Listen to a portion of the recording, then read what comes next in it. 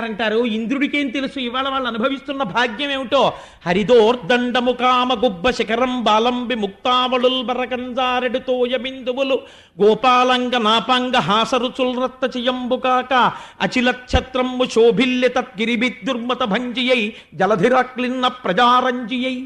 ఆ గొడుగు పట్టుకున్నటువంటి గోవర్ధనగిరి అనబడేటటువంటి గొడుగుకి సాక్షాత్ శ్రీమన్నారాయణుడి యొక్క చిటికిన వేలు కర్ర, ఆయన యొక్క భుజము యొక్క మూపురమే దానికి ఉన్నటువంటి ఆ వంకి తిరిగినటువంటి ఆ మూపు, ఆ దానికి అన్ని వేపుల నుంచి జాలువారుతున్నటువంటి నీటి ధారలే ముత్యాలతో కట్టినటువంటి అలంకారాలు.